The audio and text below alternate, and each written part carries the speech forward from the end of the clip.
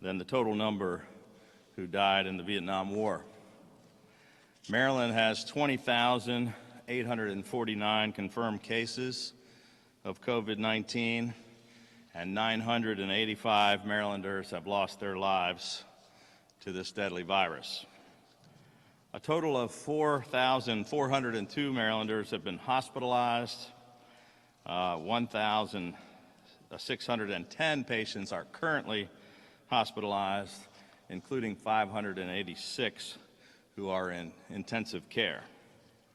On Friday, after weeks of consulting with leading scientists and public health experts, we introduced a well-thought-out, smart, safe, and effective roadmap for the recovery of Maryland. The key numbers which we remain most focused on and that we're watching very closely on a day-to-day basis are the rate of hospitalizations and the number of patients admitted to the ICU. When we start seeing a plateauing of those metrics, then that can put us in a position to begin implementing the reopening and recovery. Yesterday, I convened a meeting of our coronavirus recovery team, which includes some of the most respected business, labor, and economic leaders in the state and the nation. And our coronavirus recovery team is advising us and helping guide Maryland's reopening and recovery process. As part of this strategy, we are intensifying both containment and mitigation efforts by first targeting and isolating outbreaks and clusters, second, redoubling our attention and resources on hotspot areas with the highest concentration of cases, and third, mitigation to stop the spread of the virus in other areas of the state. We are no longer just playing defense. We are going on offense against this virus, attacking it from every angle with everything we've got. As a result of the acquisition of the 500,000 tests from South Korea and some of our other progress with respect to increasing lab capacity and the supply of materials, we are exponentially expanding our testing capacity, enabling us to attack the most acute outbreaks, clusters, and hotspots, including nursing homes, and to provide additional testing for our healthcare workers and first responders. It also helps us expand and increase community-based testing, like the 2 additional drive-through test sites at vehicle emissions inspection stations, which we just opened. We now have 7 of those open and operational across the state. I just completed a call with the White House, Delaware Governor John Carney, Virginia Governor Ralph Northam, and 15 other governors whose states are home to meat processing plants in order to address the outbreaks of COVID-19, including at several poultry processing plants in the Delmarva region. Currently, we now have at least 262 lab-confirmed cases of COVID-19 associated with poultry workers in Maryland, which is one reason why the case rate per 100,000 in Wicomico County is now the 5th highest in the state, nearly equal to Baltimore City and higher than Baltimore County. These outbreaks are not only a serious public health concern, they are also a potential threat to Maryland's leading agricultural industry and to our nation's essential food supply chain. The moment I learned of outbreaks at Mountain Air's Selbyville processing plant and at a Allen Harim plant in Delaware, we knew it was going to be an issue not just for our neighbors, but for Maryland as well. So we immediately got to work. I first raised this issue on a call with Vice President Pence on Friday. who agreed right away to have Dr. Robert Redfield of the CDC follow up with us immediately. We warned them that any disruption or interruption to processing at our poultry processing plants could lead to significant national supply chain issues. We dispatched state epidemiologists to the affected areas to focus on testing support, contact tracing, occupational health, communications, and outreach. And in order to enhance our testing capability, we are opening a testing site at Purdue Stadium in Salisbury, specifically to test workers at the Purdue, Salisbury, and Amherst-Hurlock processing plants. We quickly got our regional partners on board, and Governor Carney and Governor Northam joined me in sending a letter to the President detailing the urgency of the situation and requesting federal assistance. I want to thank the Trump administration, particularly Vice President Pence and Dr. Robert Redfield, for responding swiftly to our request. We have deployed a Maryland Incident Management Team to support this multi-agency and multi-state operation on the Delmarva Peninsula. We anticipate that a CDC team will be on the ground later tonight providing assistance. And we also requested and have been granted a designated FEMA liaison to help expedite other federal assistance. Chaz Eby, the Deputy Executive Director of the Maryland Emergency Management Agency, who is joining me here today, is spearheading this intensive effort on behalf of our state. We will continue to keep Wicomico County and Eastern Shore residents informed as this situation continues to develop. The other major issue we continue to confront are outbreaks or clusters of cases at 278 different facilities across the state, including 4,011 confirmed cases at 143 different Maryland nursing homes, where we have highly vulnerable patients. Even when best practices and care is in place, this virus may still be transmitted by asymptomatic staff, meaning that every patient interaction comes with some risk. These outbreaks account for 19% of all the total positive cases in our state. But shockingly, 46% of the deaths in Maryland are patients from nursing homes. On day one of this crisis, we immediately took action and have consistently taken some of the earliest and most aggressive action in the nation in an effort to protect residents and staff of these long-term care and continuing care facilities. 50 days ago, we met with the leaders of the long-term care community, including nursing homes, assisted living facilities, and retirement communities. We issued strict guidelines for state nursing home facilities to restrict access for visitors and staff and called on them to implement infection control protocols. 24 days ago, we instituted an additional series of safety measures directing expedited testing for every symptomatic resident. We required the use of personal protective equipment for staff and the creation of separate quarantine and observation areas for COVID-19 patients. 3 weeks ago, we launched statewide strike teams composed of members of the National Guard, local and state health departments, and doctors and nurses to bring triage, emergency care, and supplies of PPE to overburdened nursing homes. We were the first state in the nation to launch such a coordinated response effort. These strike teams have already successfully responded to serious outbreaks and growing threats in 84 facilities. 2 weeks ago, we augmented our Maryland strike teams with the addition of federal disaster medical assistance teams from the U.S. Department of Health and Human Services, which are made up of physicians, nurses, paramedics, and safety officers. These elite teams bring many years of disaster response experience and they're tasked with conducting medical assessments of patients in skilled nursing facilities and assisting staff with testing and infection control practices.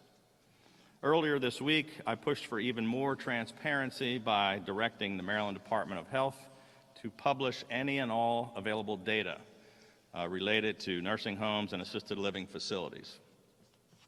Under normal circumstances, the Health Department does not publish this information because of patient privacy concerns. But we have taken this unprecedented step out of our commitment to fight these outbreaks and to provide the public with the most thorough and accurate data available in order to understand and defeat this deadly virus. Today, we are taking the following additional actions to continue our aggressive efforts to target and isolate these outbreaks and clusters of cases, particularly in nursing homes. I've issued an executive order requiring universal testing of all residents and staff at all Maryland nursing homes, regardless of whether they are symptomatic or not. Nursing homes will be prioritized based on an imminent outbreak or a current rising threat of an outbreak.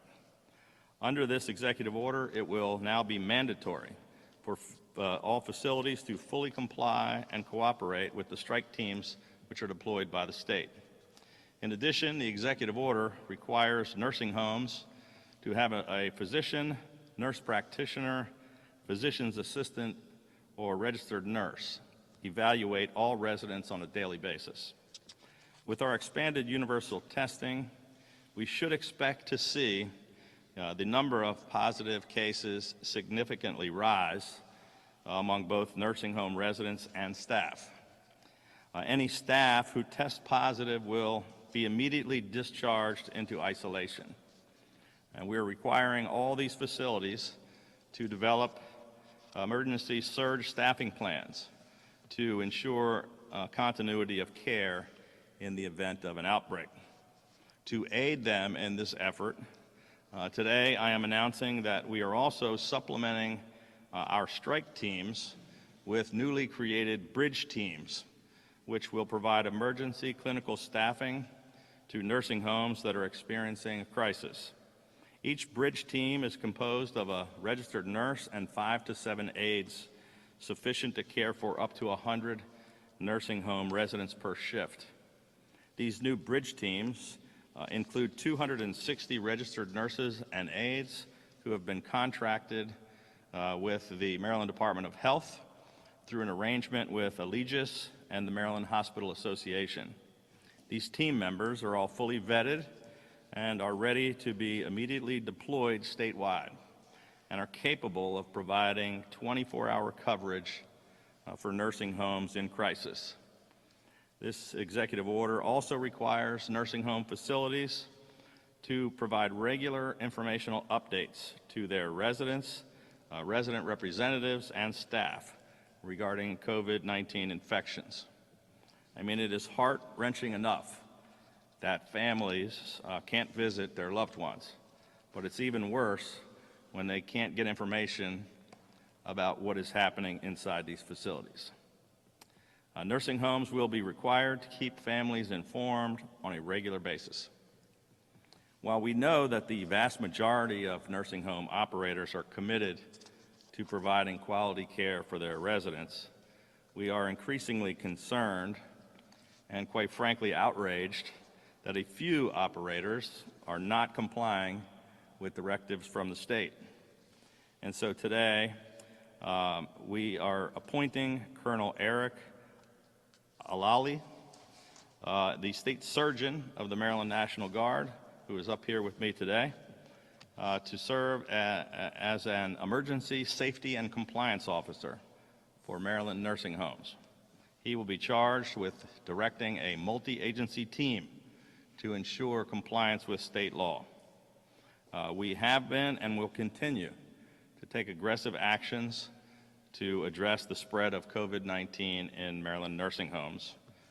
Targeting and containing these outbreaks and clusters is critically important to our state's recovery efforts. And I want to take just a moment to personally address every Marylander who has had difficulty dealing with the serious problems on the state unemployment insurance website.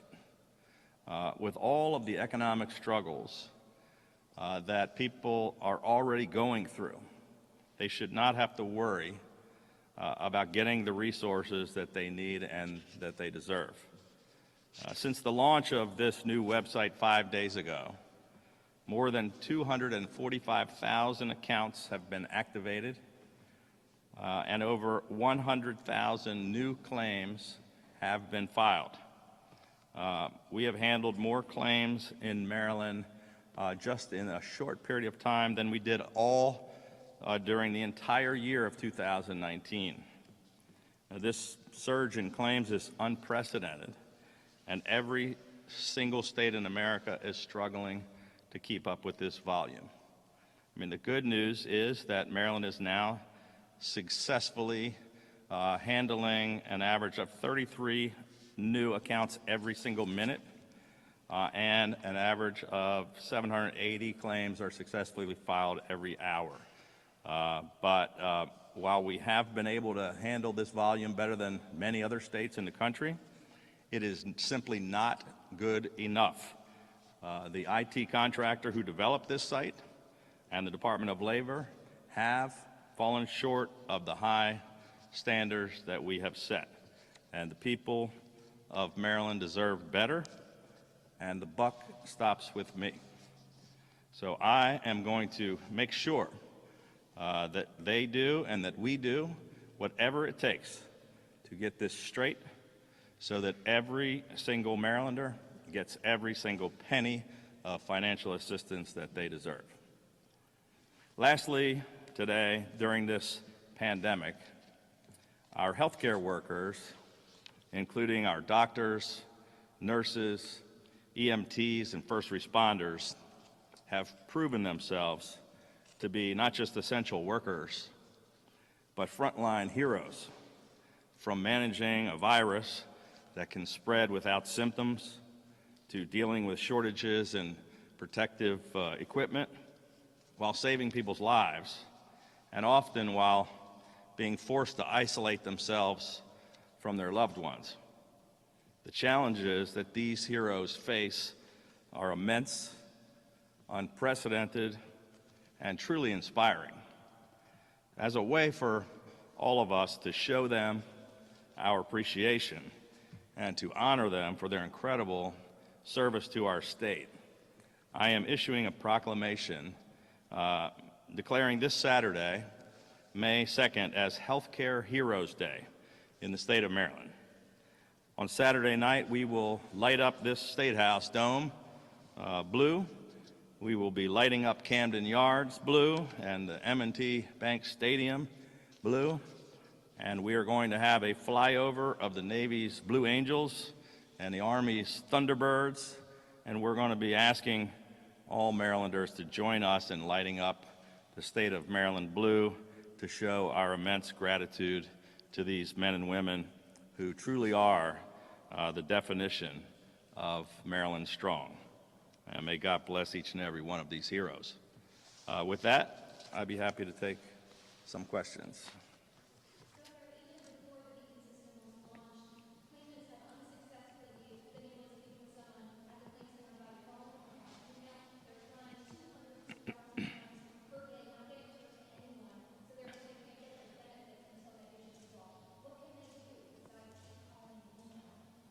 Well, they should. That's the whole issue we're trying to address, which is why we created the new website. Like I said, it's frustrating to me that any one person ever has to wait.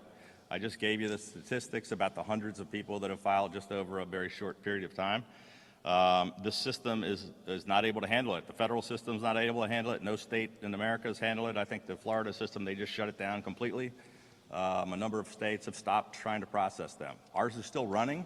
It's just running at 33 per minute or whatever the numbers I just gave you. It's not fast enough to handle the process.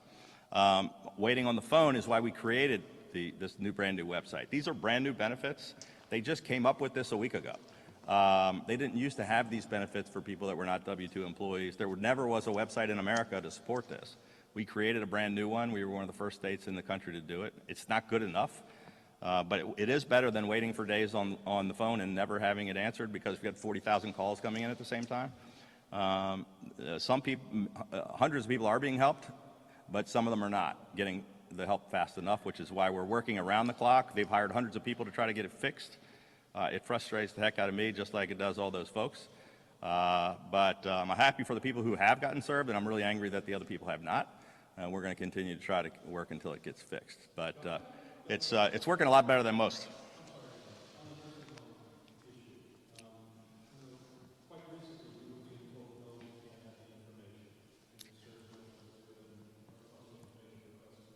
Yes.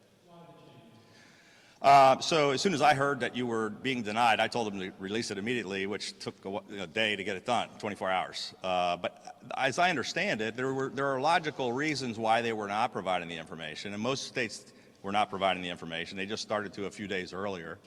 It's out of privacy concerns. So some of these nursing homes, some of them are smaller. It's patient privacy information. If you say there's this outbreak here, people are going to find out who is there, and there was concerns and legal issues and privacy concerns about the patients. I overrode all of that and said because of the patients and the family members' right to know, we ought to put the information out there. There was some argument internally about whether I was right or not, but I made sure that they got the information out.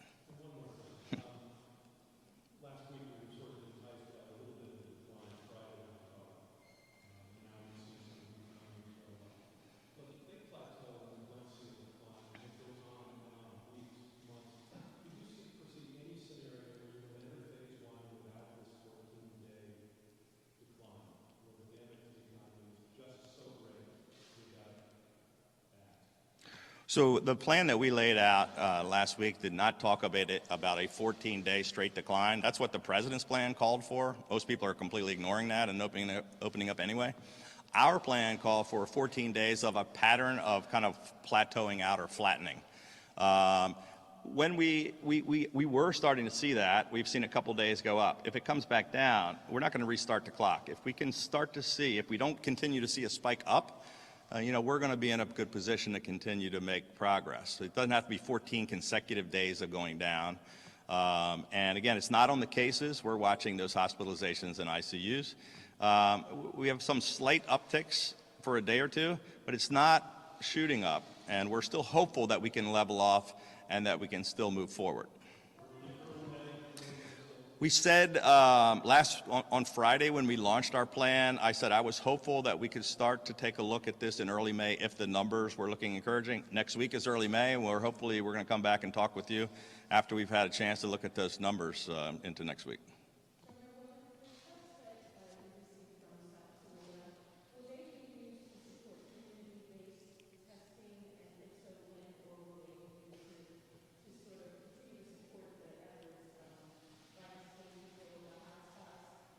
Yeah, I just addressed all of that in my remarks. They're going to prioritize first on the outbreaks and clusters and nursing homes and those things like the stuff in Salisbury. These are clusters and outbreaks, and on first responders and healthcare workers, and then the hot spots of the communities where we have the most issues. So we're going to work through all of those in a prioritization just like I described.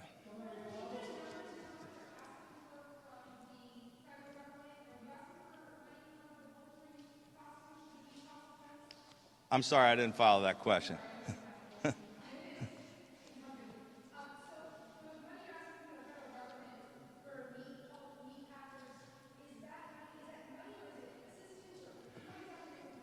So CDT, we're taking the lead, and we're working with our partners in Delaware and Virginia, because these poultry workers, while there was an outbreak in a Delaware plant, many of those workers live in Maryland.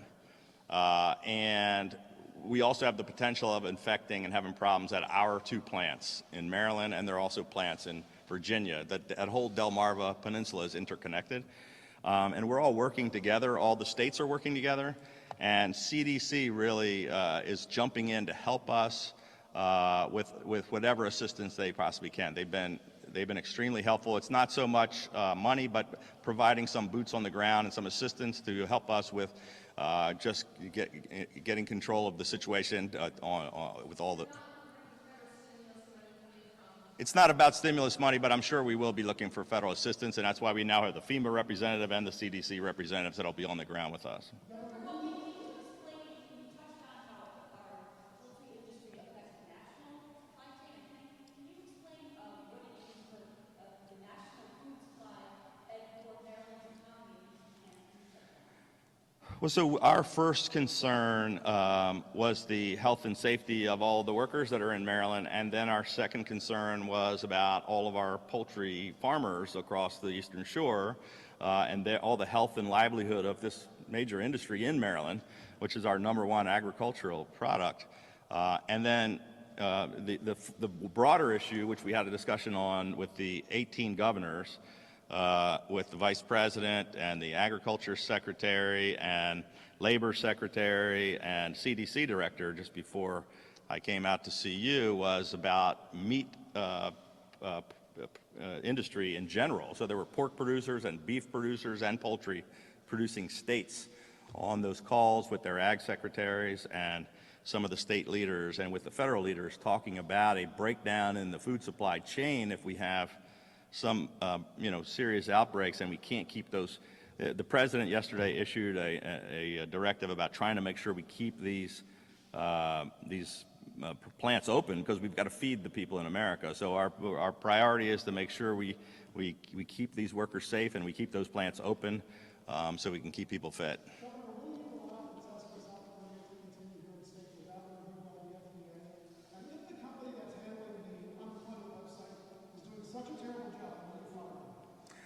On the test from Korea, we do have the approval of the FDA. The FDA signed off on the states making their own decisions, and I thanked on a call last week with the vice president. I thanked them for the FDA administrator Steve Hahn for signing off on our flight from Korea, and then thanked him directly, and he thanked us for thanking him. The president, the FDA, made a decision that states could use their own approvals instead of going through a long, cumbersome FDA process, so they waived the requirement of going through that. So we do have the ability to move forward on this test. That was an inaccurate and false, misleading story that came out yesterday. We are using the test. There's no other further approvals that are needed from FDA. And so that's just not factual. The federal government has actually purchased also 750,000 tests from Korea now too, by the way. So there isn't an issue with the Korean test.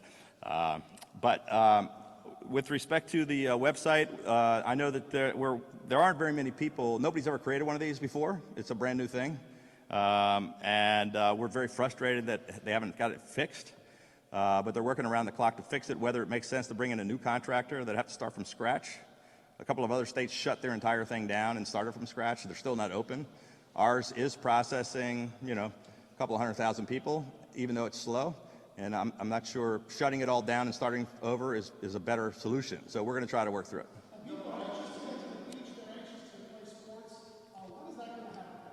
Well, we laid out a very detailed plan on Friday about how we're going to go through that.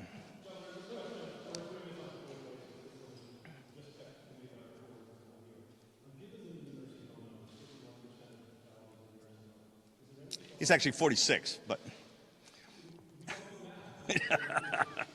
I'm not really good at math either, but they give me the stats.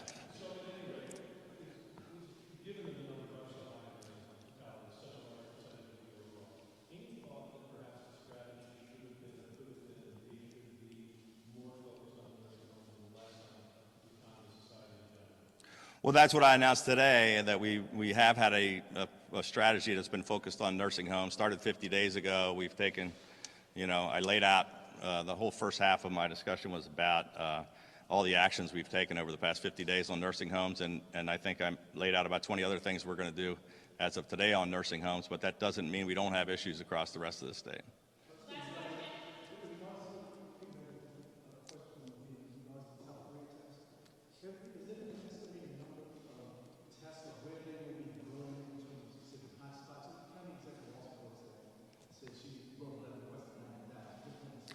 I had a discussion. I had two conversations with County Executive Officer Brooks last week. Once was at Laurel Hospital, where we talked about the test. Once was on a call with the rest of the county leaders, and I told her, that as soon as we got the test, everybody's like, "Hey, can we have 100,000 of those tests? Can we have 100,000? Can you just ship them over?" And I explained it's not that simple. First of all, the state is going to maintain those tests. We're not going to just send them off to people. There's about a 9-step process that requires swabs and reagents and the lab capacity, and we're going to prioritize the use of them as I just laid out to Avita and in my remarks about how we're going to use them. But we are going to be using them in those testing centers. Prince George's County were the first ones that we set up. We're doing more testing in Prince George's County than anywhere else. It is a hot spot. It will be on that list after we also go through those nursing homes where we're testing now everybody in every nursing home, where we go through the outbreaks, the clusters, and some of these other issues that I dealt with and deal with the healthcare workers and the first responders. Prince George's County will certainly be at the top of the list of where some of the community testing is going to be done. It has been done, will continue to be done, both with those tests and the other tests that we're getting. Thank you. Yep, thank you.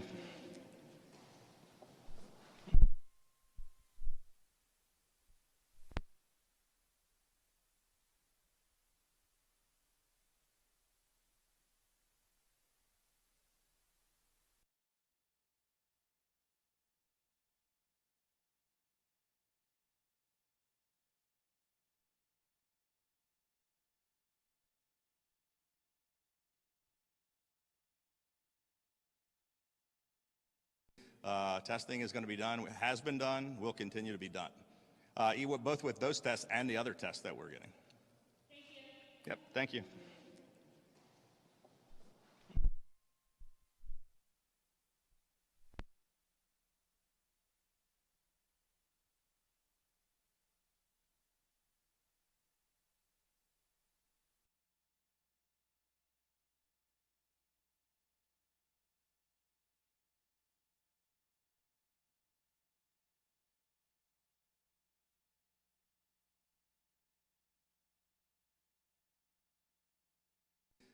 Testing is going to be done, it has been done, will continue.